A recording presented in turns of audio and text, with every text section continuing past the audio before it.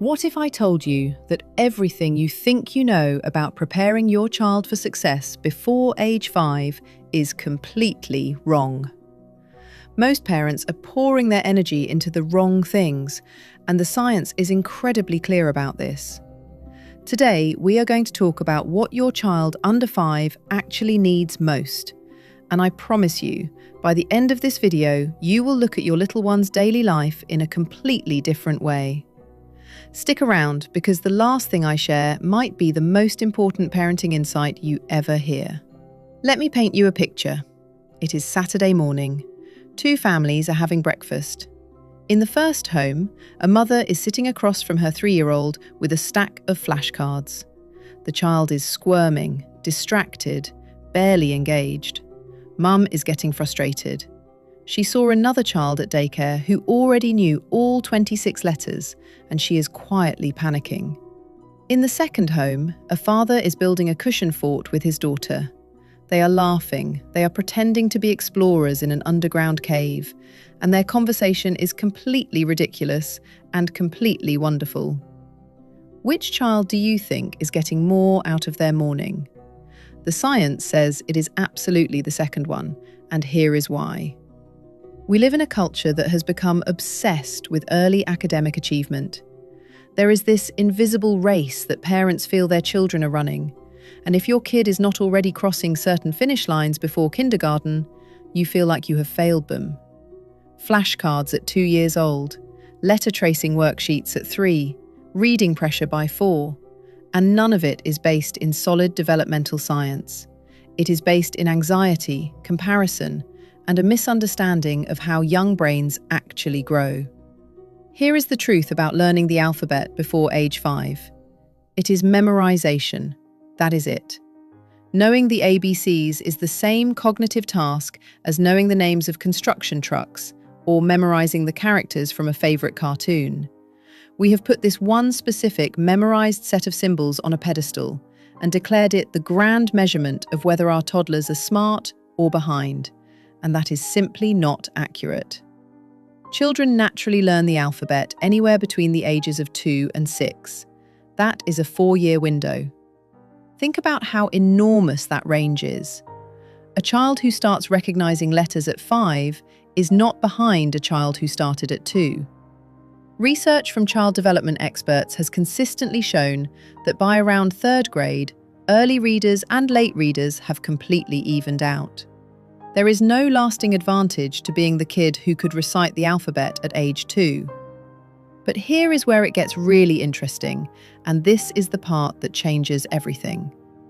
While we are busy drilling letters and numbers into tiny brains, the most critical development window for the things that actually determine lifelong success is happening, and it has nothing to do with academics. Research from Harvard's Center on the Developing Child tells us that early emotional experiences quite literally shape the physical architecture of a child's brain. The neural pathways being formed before age 5 are the foundation for emotional regulation, executive function, social competence, and the capacity for complex learning later on. And what builds those pathways? Connection, safety, play, responsiveness. Before a child can genuinely absorb academic learning, their nervous system needs to know that their world is safe and predictable.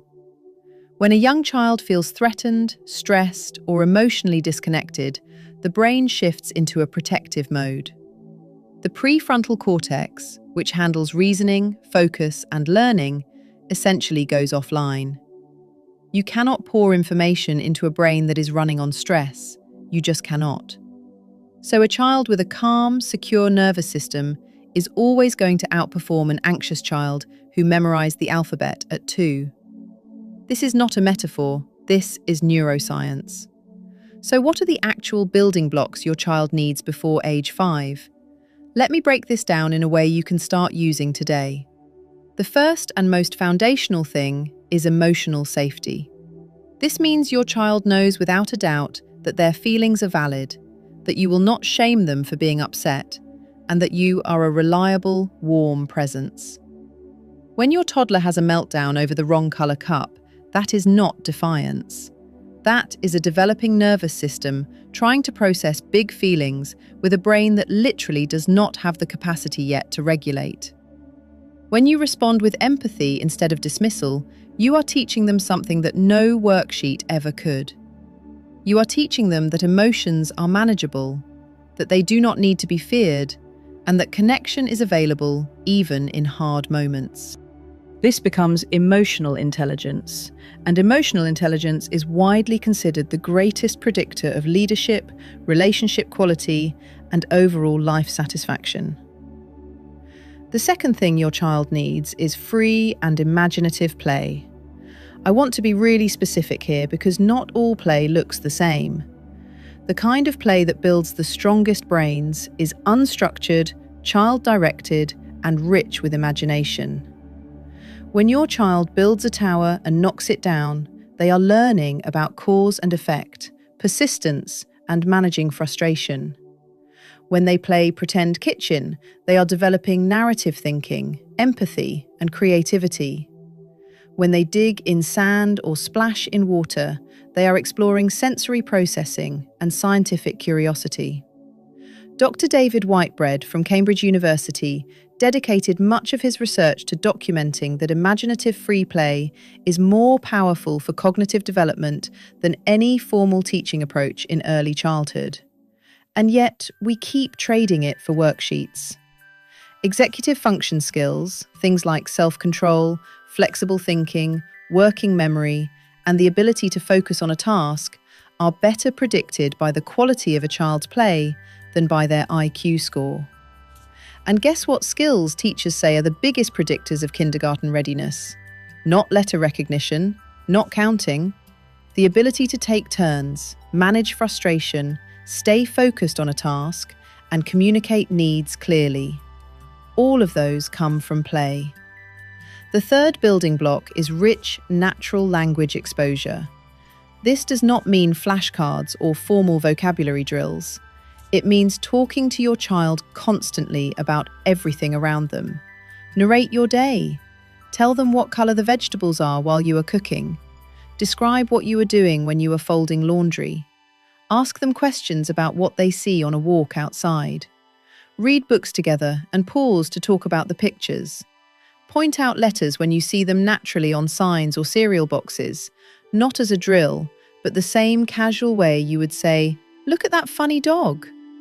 Language development in context, through real conversation and shared experience, builds a far richer vocabulary and deeper comprehension than rote memorization ever will. Fourth, and this one is huge, speak to your child's identity in terms of effort and character rather than outcome. When you say you are so smart, you are actually undermining their resilience without realizing it. Children who are told they are smart tend to avoid challenges because they want to protect that label. But when you say you worked so hard to figure that out, you are building a growth mindset. You are teaching them that effort is the path to mastery, that struggle is not failure, and that they are capable of growing. That belief in the possibility of improvement becomes the engine that drives them through difficulty for the rest of their life. Fifth, and maybe the most countercultural thing I can say, your child needs you to slow down. Not a packed schedule of enrichment classes, not structured learning activities every afternoon, not the most educational toys on the market. They need your presence.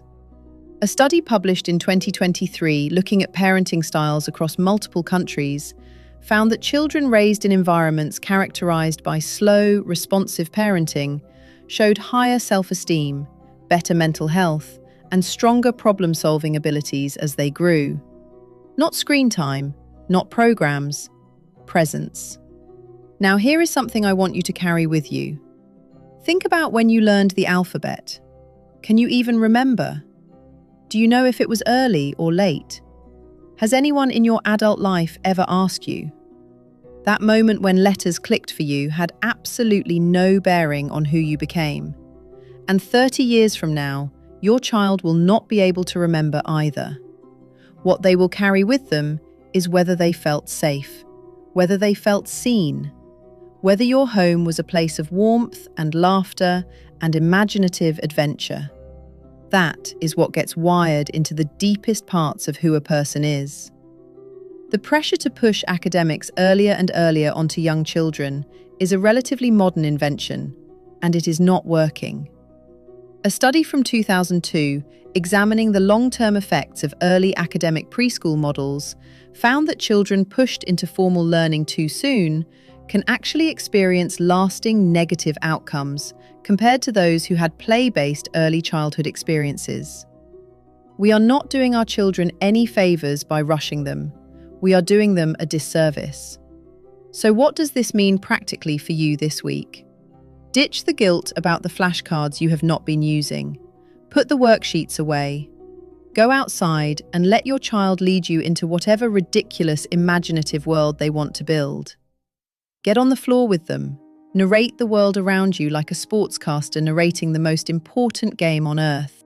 When they cry, hold them and name the feeling for them instead of rushing to stop it.